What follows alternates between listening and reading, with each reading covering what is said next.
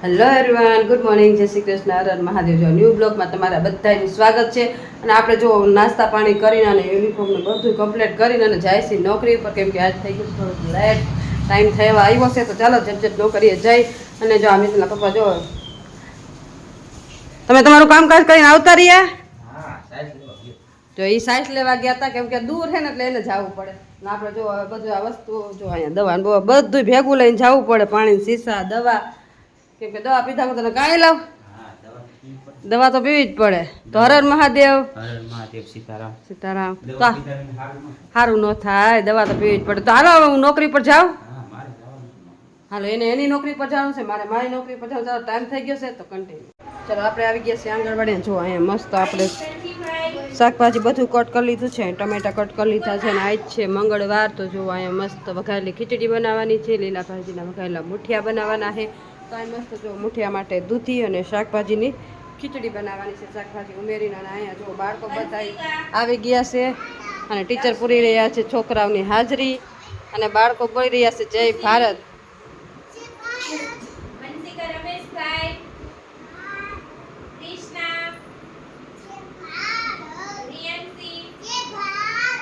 ચાલો ટીચર હાજરી પૂરી લે ને આપણે મસ્ત બાળકો માટે ખીચડી બનાવી નાખીએ. ચાલો મસ્ત ખીચડી રેડી કરી લઈએ, ત્યાં સુધીમાં હાજરી ને એવું બધું પૂરી જાય. ચાલો આપણે બનાવવાનું છે ઢોકળા. તો જો અહીંયા મસ્ત મુઠિયા ઢોકળાનો લોટ લઈ લીધો છે, બધા મસાલા એડ કરી દીધા, દૂધી એડ કરી દીધી છે, કોથમીર એડ કરી દીધી છે. અને અહીંયા મસ્ત જો ગરમ પાણી રેડી કરી નાખ્યું છે. અને અહીંયા ભાત થાય છે, ખીચડી થઈ જાય ને ત્યાં સુધીમાં આપણે લોટ બાંધી નાખ્યો. જો અહીંયા મસ્ત બાફા મૂકી દીધા છે અને અહીંયા જો ખીચડી રેડી થઈ ગઈ છે. તો ચાલો ખીચડી જો મસ્ત ખીચડી રેડી થઈ ગઈ છે.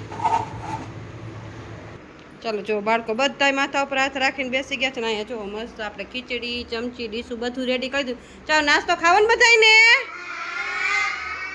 ચાલો આપણે મસ્ત જો અહીંયા મસ્ત આપણે ઢોકળા છે ને બફાઈને કમ્પ્લીટ થઈ ગયા છે ને કટ કરવાના છે. અને ટીચર લઈ ગયા છે બાળકોને સમાજવાડીમાં પ્રવૃત્તિ કરાવવા, એ પ્રવૃત્તિ કરાવે છે ને આપણે મસ્ત છે નાસ્તો રેડી કરી છે. તો ચાલો મસ્ત આપણે છે ને ઢોકળા મુઠિયા સુધારીને મસ્ત વઘાર કરી નાખીએ. ચાલો બાળકો નાસ્તો દેવાનો ટાઈમ થઈ ગયો છે ને અહીં મસ્ત જો મસ્ત મુઠિયા ઢોકળા વઘારે રેડી કરી નાખ્યા છે. અને બાળકો નાસ્તો દેવાનો ટાઈમ થઈ ગયો છે. ચાલો નાસ્તો ખાવાનું બધાયને. તો બધાય માથા ઉપર હાથ રાખો. હાલો બધાય માથા ઉપર હાથ. ચાલો જો બાળકોને ઢોકળા આપી દીધો છે, બાળકો બધા એની મસ્તીમાં ખાઈ રહ્યા છે. ચાલો ફિનિશ કરો હો, બધાય ખાવા માંડો. હાલો જેને પેલા ખોટી જાય ને પેલા ઘરે વહી જવાનું. ફિક્સ ટાઈમ હો મિત્રો, ફિક્સ ટાઈમ. એક્ચ્યુઅલી મિત્રો ફિક્સ ટાઈમ કામ મી એના વગર અમે જમીએ નહીં, ઘરે જ ન ઉતરે. દોઢનો ટાઈમ. અને તમે તો થાકી ગયા હોય એવું લાગે. હા હર હર મહાદેવ. હા જો પપ્પા જઈ રહ્યા છે ખબર કાઢવા. પપ્પાએ ખાઈ લીધું, એને જમી લીધું ને ગયા છે એક દવાખાનાનું કેસ આવી ગયો તો ઈ ગયા હોસ્પિટલે ખબર કાઢવા. મારા દીકરાને મજા નથી, બરોબર. ઓપરેશન થયું. અને આ તમારી નવી હાડી છે. હા નવી હાડી જો આ નવો યુનિફોર્મ છે અમારો મસ્ત. નવી હાડી પણ આમ નવી જેવી લાગે, યુનિફોર્મ જેવું નથી લાગતું. હા અમારે નરેન્દ્ર મોદી ભાઈ છે ને અમને, નરેન્દ્ર મોદી સાહેબ હા નવો યુનિફોર્મ આપ્યો. પણ આ યુનિફોર્મ નો કલર એકદમ બેસ્ટ છે. હેલ્પર વર્કર ને બહુ મસ્ત કલર આપ્યા છે. આ કલર અમને ગમ્યા, ઓલા કલર અમને ગમતા નહોતા. ઈ આમ મિત્રો કોકના બેન આમ ગયા હોય ને એવું લાગે, એવો કલર હતો. પણ આ સરસ છે. આ એવું લાગે કે આમ કઈ યુનિફોર્મ જેવું નહીં, આમ રેગ્યુલર પહેરતા હોય ને એવું. એવું. મને બહુ ગમ્યું. મને મારો ફેવરિટ કલર ગુલાબી છે અને પીળો છે, એટલે મને બે કલર મસ્ત લાગી. અને જો જમવામાં આપણે આવી ગયું છે ગુવાર બટેકાનું શાક મમ્મીએ બનાવ્યું છે. અને કેરી તો આપણે રેગ્યુલર હોય જ મમ્મી. અને કેરીના અથાણા હોય અને છાશ તો આપણે જોઈએ જ મિત્રો. હા એમ. તો ચાલો કન્ટિન્યુ રાખો, મળીએ આપણે પછી.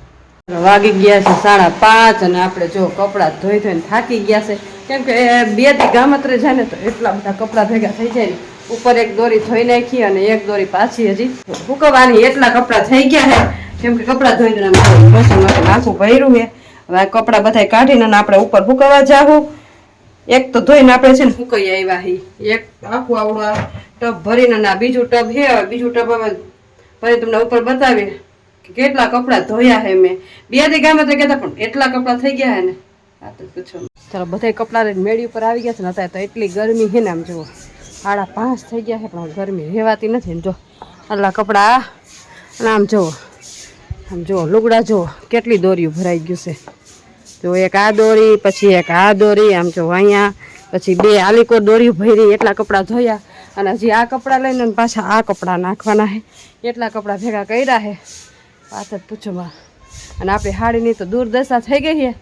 પછી બતાવું તમને, કેમ કે હાડીમાં છે ને જેટલા ઝરકા હતા ને ઝરકા વોશિંગ મશીનમાં નાખી. મેં કીધું કદાચ નહીં જાય, વોશિંગ મશીનમાં નાખીને તો બધા ઝરકા વયા ગયા. સાડી છે ને પહેલાં છે ને બધા આખા ઝરકા હતા, અને ભલે વોશિંગ મશીનમાં નાખી તો જો બધો કલર ઉખડી ગયો અને જો આવે થઈ ગઈ, બધો ઉખડી ગયો.